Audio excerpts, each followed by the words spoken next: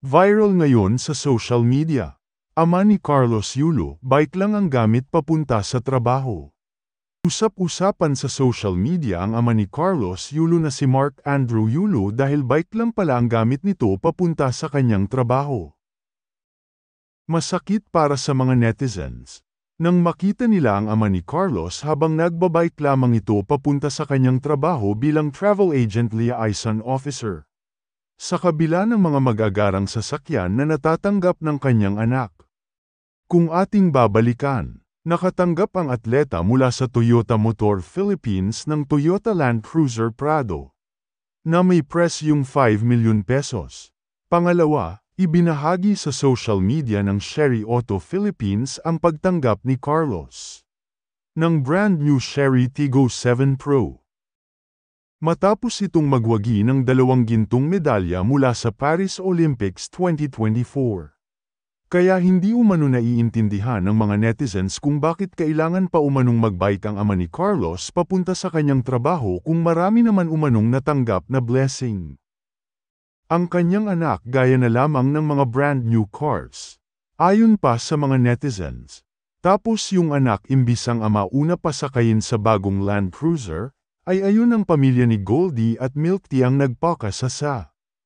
May mga anak talaga na kayang tiisin ang magulang. Samantalang magulang nagiging selfless once magkaanak.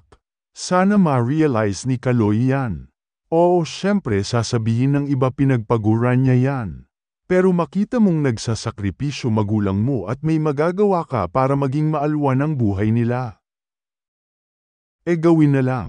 Tawag dyan pagmamahal. Matatandaang kamakailan lamang, naging mainit na usapin ang pahayag ng ina ni Carlos na si Angelica Yulo kung saan sinabi niyang nagsimula ang hidwaan nilang mag-ina dahil kay Chloe. Mariinding pinabulaanan ni Carlos ang paratang ng kanyang ina na huhututan lamang siya ni Chloe ng pera. Emosyonal naman na humingi ng tawad sa kanyang anak na si Carlos Yulo si Angelica Yulo kaugnay ng hindi nila pagkakaunawaan na mag-ina.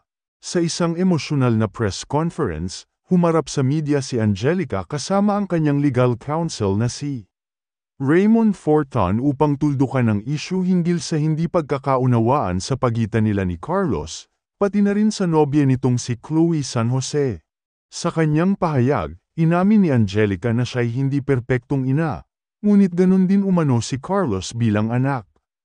Ani Angelica, hindi ako perpektong ina. At alam ng Diyos na hindi ka rin perpektong anak. At walang perpektong pamilya. Iginiit din ni Angelica na malinis ang kanyang intensyon kung bakit siya nagsasalita, at wala siyang ibang hangad bilang isang ina kundi ang ikabubuti ng kanyang mga anak.